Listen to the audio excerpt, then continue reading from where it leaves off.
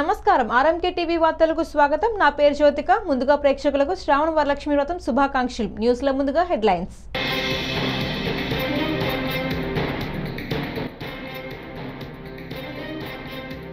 వైకాపా నేతల చిల్లర విమర్శలు. 11 నుంచి 0కి పడిపోవడం ఖాయం. మంత్రి నారాయణ.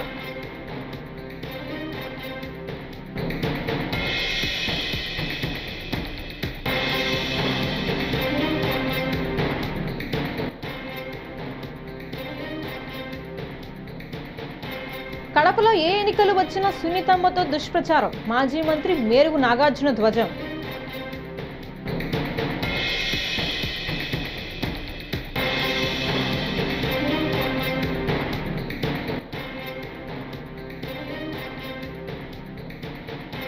వరలక్ష్మీదేవిగా దుర్గమ్మ, ఇంద్రకీలాద్రికి పోటెత్తిన భక్తులు.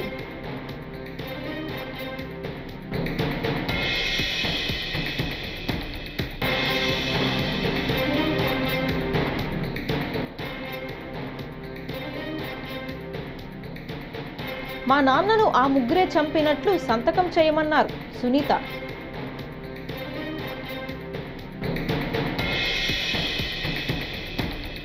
ఇక డీటెయిల్స్ చూస్తే, నెల్లూరులోని విఆర్ హై స్కూల్పై ఎమ్మెల్సీ పర్వతరెడ్డి చంద్రశేఖర్ రెడ్డి చేసిన వ్యాఖ్యలను ఉద్దేశించి మంత్రి నారాయణ ఘాటుగా స్పందించారు. వైకాపా నేతలు చేసేవి అర్థం లేని ఆరోపణలంటూ మండిపడ్డారు. తనపై మాట్లాడేందుకు ఏమీ లేకపోవడంతో విఆర్ పాఠశాలపై అసత్య ఆరోపణలు చేస్తున్నారని ధ్వజమెత్తారు. తాను చదివిన విఆర్సీని అభివృద్ధి చేస్తుంటే కొందరు ఓర్వలేకపోతున్నారని వైకాపా నేతలను ఉద్దేశించి ఆయన వ్యాఖ్యానించారు. పేద విద్యార్థులకు అన్ని సదుపాయాలతో ఉచితంగా విద్యను అందించడమే తమ లక్ష్యమన్నారు. వాళ్ళకి ఏం పని బాటలేదు, వాళ్ళు ఏం మాట్లాడతారో వాళ్ళకి తెలియదు. ప్రజలకి అంతా తెలుసు. చాలా నిక్కచ్చిగా ఆ రోజు ఎవరైతే వచ్చారో వాళ్ళందరికీ ఇచ్చేసాను. పేదలు నిరుపేదలకే ఇచ్చాం. వాళ్ళకి నా మీద మాట్లాడటానికి ఏం లేదు. ఎందుకంటే ఆ స్కూల్ అంత అద్భుతంగా చేసాం. ఆ స్కూల్ చూసిన వాళ్ళందరూ అద్భుతం అంటున్నారు, గవర్నమెంట్ స్కూల్ ఇంత అద్భుతంగా ఉంటుందని. కాబట్టి ఈరోజు వాళ్ళకి ఫుడ్ చక్కగా పిల్లలకు 3 పూట్ల ఫుడ్ పెడుతున్నాం. అంటే breakfast, lunch, evening snacks, transport ఏర్పాటు చేసాం, వెహికల్స్ అరేంజ్ చేస్తున్నాం. నారాయణ విద్యా సంస్థలో మెటీరియల్ యాక్చువల్గా ఇవ్వటం జరిగింది. కానీ వాళ్ళు ఓర్వలేక భరించలేక ఈరోజు అది రాష్ట్రం మొత్తం వచ్చింది గుడ్విల్. ఆ విఆర్ హై స్కూల్ అనేది నెల్లూరు సిటీకి వచ్చింది, రాష్ట్రం అంతా వచ్చింది. ఒక మోడల్గా ప్రతి ఎమ్మెల్యే కూడా ఇప్పుడు చేయాలనుకుంటున్నారు.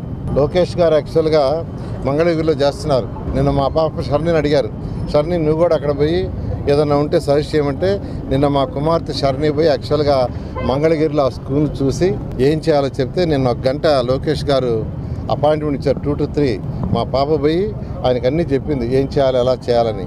ఇలా అనేక మంది ఎమ్మెల్యేలు అడుగుతున్నారు. ఎందుకంటే ఒక మోడల్ చేసాం. ఎప్పుడు ముఖ్యమంత్రి గారు ఒకటి అంటారు, ఏదన్నా ఒకటి చేస్తే దాని ఇంపాక్ట్ రాష్ట్రం మొత్తం మీద ఉండాలని. నేను ఈ విద్య నుంచి వచ్చాను, ఎడ్యుకేషన్ ఇన్స్టిట్యూషన్ నుంచి. కాబట్టి నేను చదివిన స్కూలు చేయాలని చేస్తాను. అంతేకాదు నెల్లూరులో ఉన్న అన్ని స్కూల్స్ చేస్తాను. 54 స్కూల్స్ని ఈ రాబోయే 4 సంవత్సరాల్లో పూర్తి చేస్తాను. ఫస్ట్ 11 హై స్కూల్స్ ఉన్నాయి, వాటిని మొదలుపెట్టాను. ఆల్రెడీ వేమిరెడ్డి ప్రభాకర్ రెడ్డి గారు ఒక స్కూల్ తీసుకున్నారు, ఆర్ఎస్ఆర్ స్కూల్ మొదలుపెట్టారు. డిఎస్ఆర్ మూలాపేట స్కూల్ తీసుకున్నారు, మొదలుపెట్టారు. ఇంకా 2-3 వచ్చారు, వాళ్ళు కూడా మేము తీసుకుంటామని. ఈ విధంగా ఎవరైతే దాతలు ఉండారో వాళ్ళ సపోర్ట్ తీసుకుని చేస్తూ, నారాయణ గ్రూప్ వాళ్ళు దానికి ఏం సపోర్ట్ చేయాలి, అకాడమిక్ కానీ చేయాలో చేస్తూ ఖచ్చితంగా నెల్లూరులో ఉన్న 54 స్కూల్స్ని మోడర్నైజ్ చేయడం జరుగుతుంది. ఎవరు ఎన్నన్నా నేను పట్టించుకోను. ఎందుకంటే ఒక మంచి పని చేసేటప్పుడు మనం పట్టించుకోవాలి. కాబట్టి మాట్లాడుతూ ఉంటారు, రెండోటి మాట్లాడాలా, మేము కూడా ఉన్నామని. అందుకనే 11 సీట్లకి ప్రజలు లిమిట్ చేశారు. ఇలాగే మంచి పనులను కానీ కామెంట్ చేస్తుంటే 0 సీట్ అవుతుంది. శ్రావణ శుక్రవారం సందర్భంగా విజయవాడ ఇంద్రకీలాద్రిపై కనకదుర్గమ్మ వరలక్ష్మీదేవిగా దర్శనమిస్తున్నారు. తెల్లవారుజాము నుంచి అమ్మవారికి పండితులు ప్రత్యేక పూజలు చేశారు. ఆలయాన్ని వివిధ పుష్పాలతో అందంగా అలంకరించారు. దుర్గమ్మను దర్శించుకునేందుకు భక్తులు పెద్ద ఎత్తున తరలివస్తున్నారు. ఈ నెల 22న 5వ శుక్రవారం మల్లికార్జున మహామండపంలో సామూహిక వరలక్ష్మి వ్రతం 2 విడతలుగా నిర్వహించనున్నట్లు ఈవో సీనానాయక్ తెలిపారు.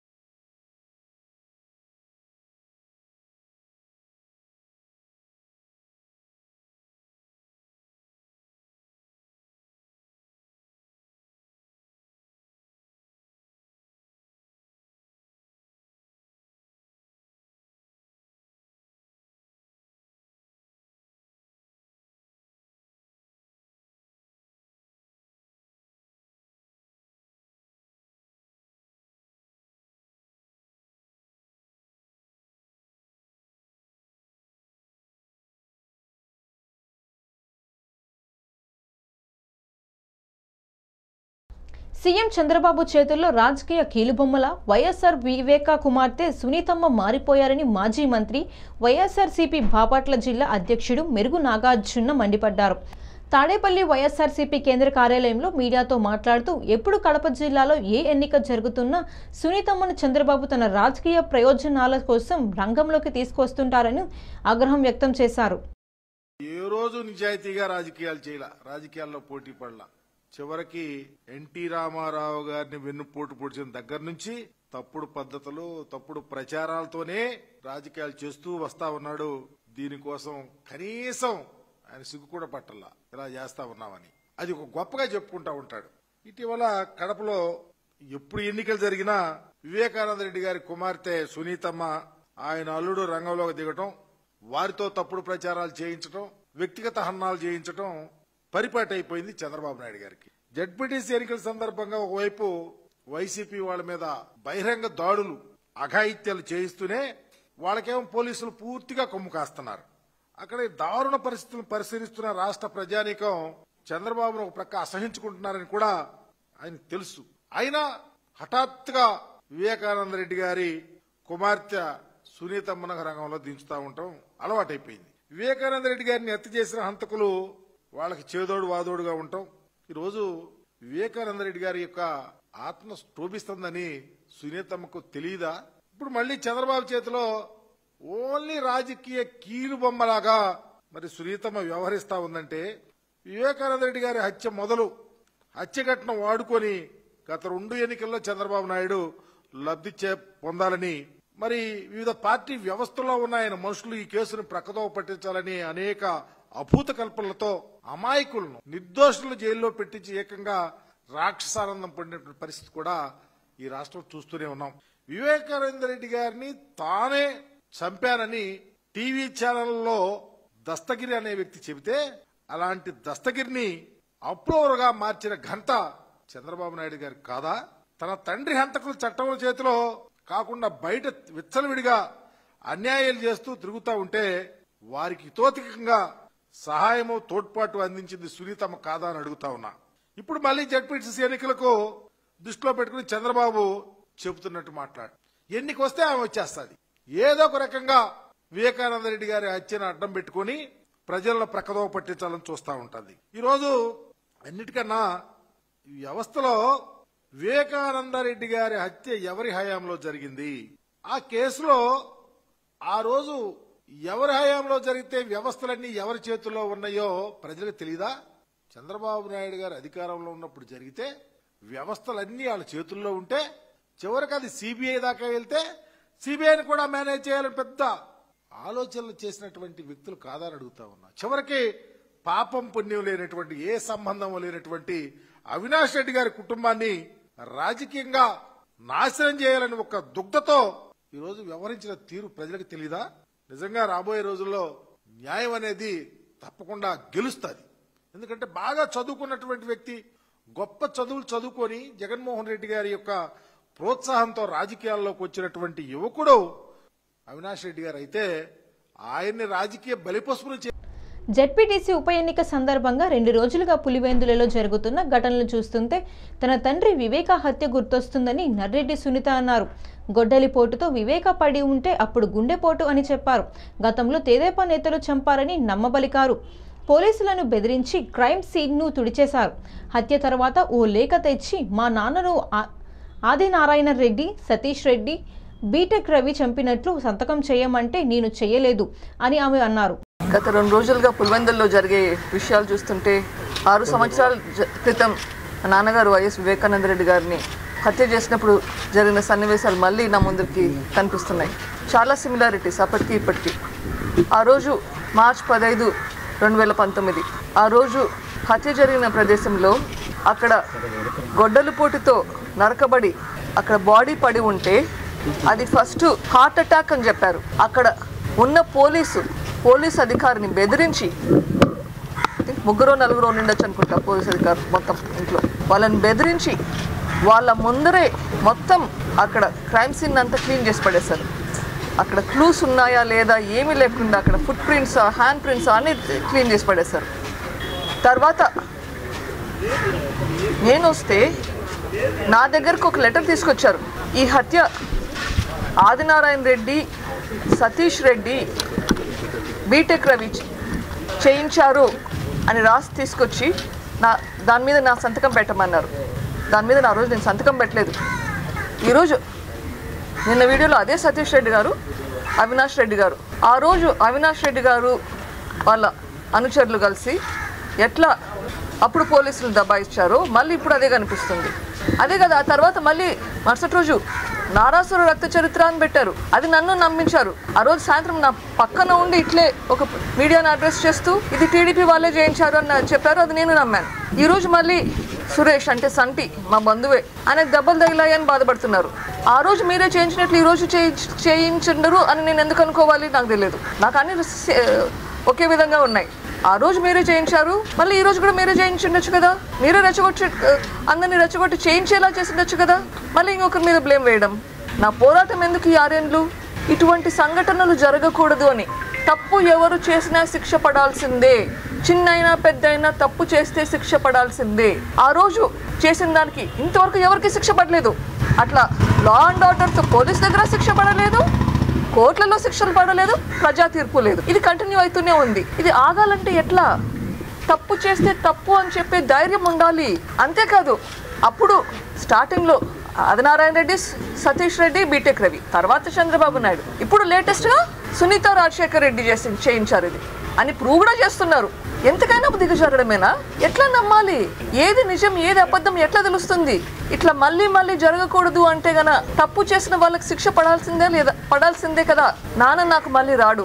ఇట్లా మళ్ళీ ఇంకొకరికి జరగకుండా ఉండాలంటే తప్పు చేసిన వాళ్ళకి శిక్ష పడాలి. ఇది ప్రజలు మళ్ళీ కొంచెం శాంతి భద్రతలు రావాలి అంటే పులివెందులకి, కడపకి ప్రజలు ఆలోచించాలి. ప్రజలు ఆలోచించి దయచేసి నిజం ఏదో బయటకు వచ్చేలా చేయండి. అందరూ అక్యూస్డ్, కానీ అందరూ బయట ఉంటారు, తిరుగుతుంటారు. ఇది న్యాయమా?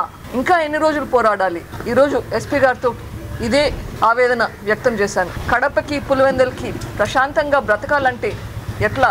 రేపు వైఎస్ వివేకానంద రెడ్డి గారి బర్త్డే జయంతి కని వస్తున్నాను. ఈరోజు ప్రొద్దున అమ్మ ఫోన్ చేసింది, నాకు భయపడుతుంది. పాప నువ్వు ఇక్కడ రావద్దు, ఇక్కడ గొడవలు జరుగుతున్నాయి, నీకేమన్నా అవుతుందేమో అని భయం వేస్తుంది. న్యాయం కోసం పోరాడేటప్పుడు భయపడాలనా? తప్పు చేస్తే భయపడాలనా? సమాజం ఎట్లా ఉండాలి? న్యాయం కోసం పోరాడేదానికి పక్కన సెక్యూరిటీ పెట్టుకొని తిరగాలనా? ఎందుకు భయపడాలి? ఎవరి కోసం ఎందుకు భయపడాల్సిన సిచ్యుయేషన్ ఎందుకు రావాలి? తప్పు విజయవాడలో శాతవాహన కళాశాల భూములను ఆక్రమించుకునేందుకు టీడీపీ ఎమ్మెల్సీ ఆలపాటి రాజేంద్ర బెదిరింపులు తారస్థాయికి చేరాయని మాజీ ఎమ్మెల్యే మల్లాది విష్ణు మండిపడ్డారు. తన మాట వినకపోతే ఏకంగా కుటుంబాన్ని చంపేస్తానంటూ కాలేజ్ ప్రిన్సిపల్ను వంకాయలపాటి శ్రీనివాస్ను ఆలపాటి బెదిరించాడని విష్ణు తీవ్రంగా ఆక్షేపించాడు. ఉన్నటువంటి ఈ సెక్రటరీలని లేకపోతే ఆ సొసైటీలో సభ్యులని రకరకాలైనటువంటి ముసుగులు వేసుకుని ఉన్నటువంటి వాళ్ళు వారో పక్క, వీళ్ళందరూ కూడా కలిసి అంతిమంగా వీళ్ళ యొక్క లక్ష్యం ఏంటంటే ఆ భూమిని హస్తగతం చేసుకోవాలని, ఆ భూమిని కబ్జా చేయాలని చెప్పని తెలుగుదేశానికి సంబంధించినటువంటి ఎమ్మెల్సీ ఇంకో వర్గం వీళ్ళందరూ కూడా ప్రయత్నం చేస్తా ఉన్నారు. ఇది ఏ స్థాయికి వెళ్ళిపోయింది అంటే మనం నేను కొన్ని పత్రికల్లో కొన్ని టీవీల్లో చూసాం. ఆలపాటి రాజా యొక్క రికార్డు, వాయిస్ రికార్డు, అది బెదిరించడము, కుటుంబం జోలికి వస్తాము అని చెప్పని, లేకపోతే మీ కుటుంబంలో ఉన్నటువంటి వాళ్ళ గురించి ఆ శ్రీనివాసరావు నిన్న పోలీస్ కమిషనర్ కార్యాలయంలో ఆయన వంకాయలపాటి శ్రీనివాసరావు అది పోలీస్ అధికారులకి కలిసి చెప్పినటువంటి మాటలు ఈ కంప్లైంట్ ద్వారా అర్థమవుతుంది. ఇది 50 సంవత్సరాల చరిత్ర కలిగినటువంటి శాతవాహన కళాశాల. ఈ కళాశాల తెనాల్లో ఉండేటటువంటి ఆలపాటి రాజా గారికి ఏంటి సంబంధం అని చెప్పని అడుగుతా ఉన్నాం. అసలు మీరు విజయవాడలో విద్యార్థుల గురించి, విద్యార్థుల యొక్క భవిష్యత్తు గురించి, కళాశాల అభ్యున్నతి గురించి మీరు ఎందుకు ఈ కళాశాలలో జొరబడ్డారో ఆంధ్రప్రదేశ్ ప్రజలకు చెప్పాలి అని చెప్పని కూడా డిమాండ్ చేస్తాను. ఇంకొక వర్గమేమో మా ల్యాండ్ మాకు సంబంధించిందని వాళ్ళు, ఈ భూ దోపిడీకి అధికార పార్టీ మౌనంగా ఉండటము, చూస్తూ ఊరుకోవటము. సినీ కార్మికుల వేతనాల పెంపు డిమాండ్ న్యాయమైనదేనని ప్రముఖ నిర్మాత బన్నీవాసు అన్నారు. అయితే 30% వేతనాలు పెంచాలని కోరడం సమంజసంగా లేదన్న ఆయన, నిర్మాణ వ్యయాలు పెరగడం నిర్మాతలకు మరింత భారంగా మారుతుందన్నారు. ఈ దశలో 30% వేతనాలు పెంచాలనడం బాధాకరమని ఆవేదన వ్యక్తం చేశారు. ఇప్పుడు పెంచితే మళ్లీ 3 ఏళ్లకు 50% పెంచాలని కోరుతారని బన్నీవాసు వ్యాఖ్యానించారు. 3 years అయింది, పెంచాలి. అది ఇన్వెటబుల్, అది అందరికి తెలిసిన విషయమే. But at the same time అడుగుతున్నది కొంచెం బాగా ఎక్కువ ఉంది. దాన్ని న్యూట్రల్ కొంచెం దాన్ని బ్యాలెన్స్ చేయమని చెప్పి ప్రొడ్యూసర్స్ అడుగుతున్నారు. We're not against to increase the ఇవి, but at the same time whatever వాళ్ళు 30%, 10% అంటే థర్డ్ ఇయర్కి వచ్చినప్పుడు 50% పెరుగుతుంది. అండ్ మళ్ళీ థర్డ్ ఇయర్లో పెంచాలి, అయిపోతుంది కదా మళ్ళీ 3 years టైం. సో అది కొంచెం లాజికల్గా లేదనేదే ప్రొడ్యూసర్స్ క్వశ్చన్. ఈరోజు తెలుగు సినిమా ఒక ఇంటర్నేషనల్ లెవెల్కి వెళ్ళింది, బట్ ఎన్ని సినిమాలు వెళ్ళినాయి?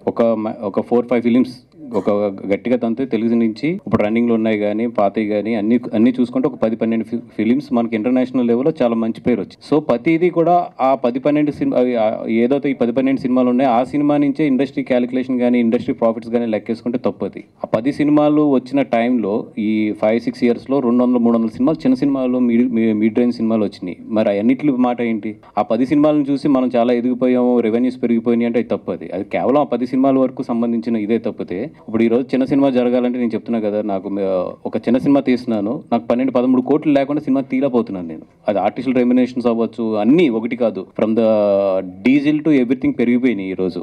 సో అట్లాంటప్పుడు నిజంగా ఈరోజు ప్రొడ్యూసర్కి ఒక చిన్న సినిమా కానీ ఒక మిడ్ రేంజ్ సినిమా తీస్తున్నప్పుడు డబ్బులు మిగిలిట్లేదు ప్రొడ్యూసర్ కదా. అయితే నేను 100% చెప్తాను, until unless that's extraordinary hit. ఎందుకంటే హిట్ కూడా ఈరోజు జనాలు థియేటర్లోకి రావట్లేదు, బాగానే ఉందని కూడా థియేటర్లోకి రావట్లేదు.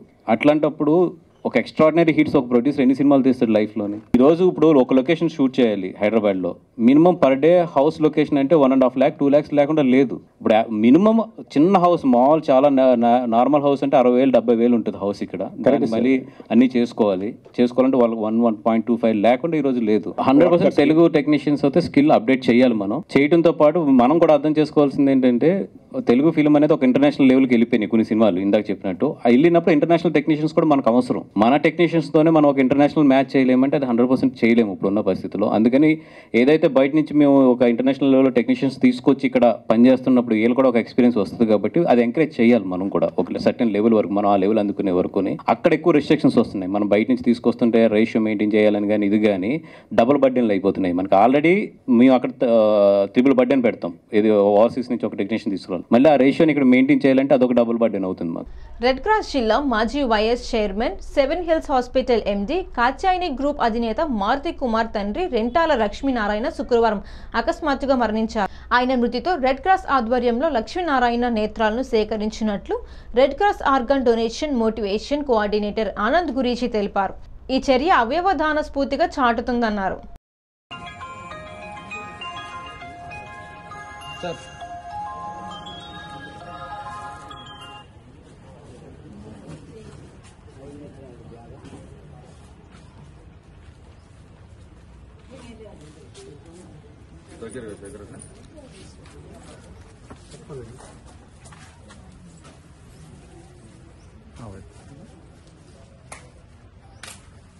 ఈరోజు నంద్యాల వాస్తవ్యులు కాత్యాయని మెడికల్ మారుతి గారి తండ్రి గారైన రెంటాల లక్ష్మీనారాయణ గారు స్వర్గస్థులయ్యారు. ఈ విషయాన్ని మారుతి గారు వెంటబడే మాజీ రెడ్ క్రాస్ చైర్మన్ దస్తగిరి గారికి తెలియజేయగా వీరు వెంటబడే Kurnool Indian red cross society వారికి సమాచారం అందజేయడము, వారి వెంటబడే స్పందించి నంద్యాలకు వచ్చి ఈరోజు వారి తండ్రి గారు లక్ష్మీనారాయణ గారు నేత్రదానం చేస్తున్నందుకు వారికి హృదయపూర్వకంగా ధన్యవాదాలు తెలియజేసుకుంటున్నాం. అలాగే ఇప్పటికీ వాళ్ళ తల్లిగారు రెంటాల శ్యామలమ్మ గారు స్వర్గస్థులై ఒక 10 రోజుల కల్లా సంవత్సరం రోజులు అవుతుంది. ప్రథమంగా నేను నంద్యాల పట్టణంలో red cross society organ donation కోఆర్డినేటర్గా ఎంపికైన తరువాత ప్రథమంగా మన మారుతి గారి తల్లిగారే నేత్రదానం చేయడం. ఆ రోజు నుంచి ఈ రోజు ఈ సంవత్సరం కాలంలో మేము చాలా మందిని మోటివేట్ చేస్తూ దాదాపు 35 మంది పైన నేత్రదానం చేయడానికి సిద్ధమయ్యారు. కానీ వాళ్ళ ఆరోగ్య రీత్యా వాళ్ళ ఆరోగ్య పరిస్థితులను దృష్టిలో ఉంచుకొని వారిలో 20 మందిని నేత్రాలు సేకరించడం జరిగింది. అంటే ఈ సంవత్సరం కాలంలో వీళ్ళు 20 మంది నేత్రాలు ఇవ్వడంతో 40 మందికి చూపును ప్రసాదించిన వాళ్ళు అయ్యారు. నేను ముఖ్యంగా చాలా మందికి తెలియజేసేది ఏంటంటే, తల్లిదండ్రుల మీద ప్రేమ ఉంటుంది, మా తల్లిదండ్రుల నేత్రాలు తీసేస్తారే అని బాధపడాల్సిన అవసరం లేదు. మీరు ఎంత బాగా తల్లిదండ్రులు చూసుకున్నా వారిని దహన సంస్కారాలు చేయాల్సింది లేదా పూడ్చిపెట్టాల్సింది. కానీ ఆ మట్టిలో కలిసిపోయే బదులు వాళ్ళ తల్లిదండ్రులు ఇంకా జీవించి ఉన్నారు, వారి శరీరమే బూడిదైపోయింది, కానీ వాళ్ళ కళ్ళతో ఇంకా ఈ ప్రపంచాన్ని చూస్తున్నారని ఒక ఆనందం కలగాలి అంటే ఈ నేత్రదానం చేయాలి. ఎప్పుడో పాత సినిమాలో మంచి మనుషుల సినిమాలో అప్పుడే చెప్పారు, ఏమని, కనులు లేవని నీవు కలత చెలవద్దు, నా కనులు నీవిగా చేసుకొని చూడు అన్నట్లుగా ఇప్పుడు మారుతి గారు చేస్తున్న కార్యక్రమం కూడా అభినందించదగ్గ విషయం.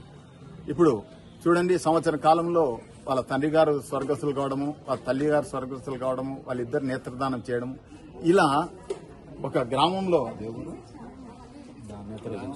బేదంచెర్ల దగ్గర విలేజ్ లో అక్కడ ఉన్న వాళ్ళందరూ కూడా ఆ ఊరల్లా తీర్మానం చేసుకున్నారు, మరణించిన ప్రతి ఒక్కరు కూడా నేత్రదానం చేయాలని.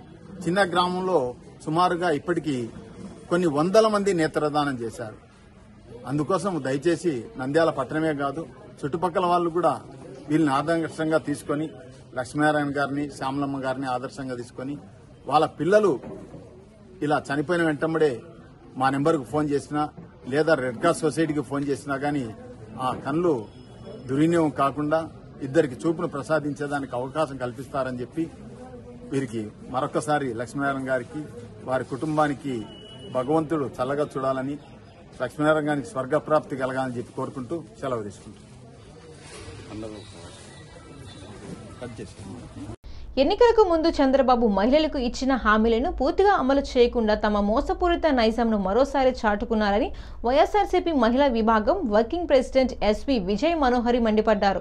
కర్నూలులోని జిల్లా పార్టీ కార్యాలయంలో ఆమె మీడియాతో మాట్లాడుతూ, ప్రభుత్వం ఏర్పడిన తరువాత 14 నెలలకు అమలు చేసేందుకు సిద్ధమైన ఉచిత బస్సు ప్రయాణంలోనూ చంద్రబాబు మోసం బయటపడుతుందని ఆగ్రహం వ్యక్తం చేశారు. ఆ రకంగా ప్రజలను మభ్యపెట్టి మహిళలను మోసం చేసి అధికారంలోకి వచ్చి ఈరోజు ఉచిత బస్సు అని చెప్పని ఆల్రెడీ 14 నెలల టైం అయిపోయింది. గడిచిపోయిన తర్వాత ఈరోజు ఏదో తూచామంత్రంగా ఈ ఆగస్టు 15 నుంచి ఉచిత బస్సును అమలు చేస్తామని చెప్పని ప్రకటించినారు. ఉచిత బస్సు అంటే మరి మనం స్టేట్లో ఎక్కడికి వెళ్ళినా కూడా, ఏ ప్రాంతానికి వెళ్ళినా కూడా ఉచితంగా మహిళలు తిరగగలిగేలాగా ఉండాలి.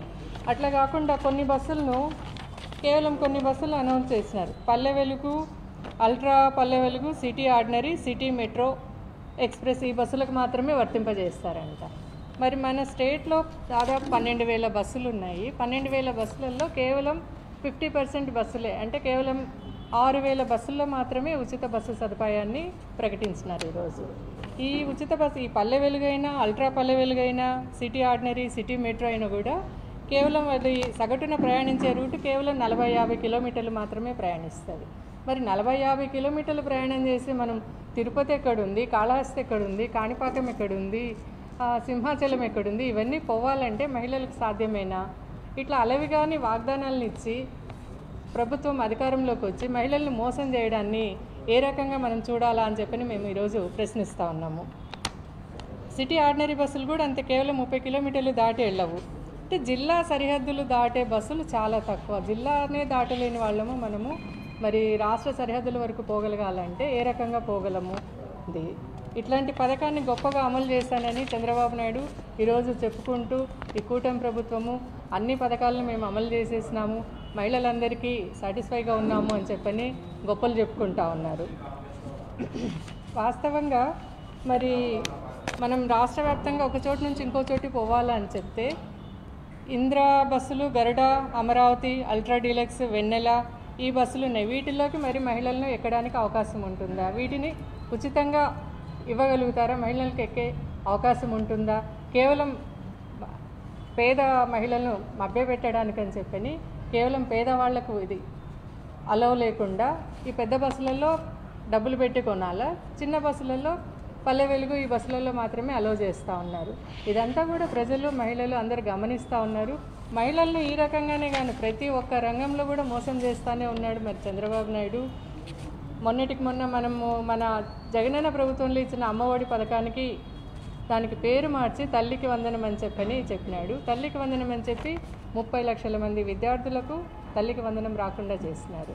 మరి లాస్ట్ ఇయర్కు ఈ ఇయర్కు కలిపి ఒక్కొక్క విద్యార్థికి సగటున రావాల్సింది 30,000 రూపాయలు అయితే దాంట్లో కేవలం 9,000 8,000 మాత్రమే పడినాయి కొంతమంది తల్లులకు. అట్లా కూడా ఆ పథకానికి తల్లికి వందనం కాదు, తల్లికి పంగనామంలాగా ప్రతి ఒక్కరిని మోసం చేసినారు. స్త్రీ శక్తి పథకం అని చెప్పని మరి జగనన్న ప్రభుత్వంలో మహిళలకు తన కాళ్ళ మీద తను నిలబడేలాగా ప్రతి మహిళకు కూడా చేయూతనందించినారు. ఆ పథకాన్ని కూడా చంద్రబాబు నాయుడు గారు నీరుగార్చినారు. నెలకు 1,500 ఇస్తాను ప్రతి మహిళకు. ఈ వార్తలు ఇంతటితో సమాప్తం. నమస్కారం.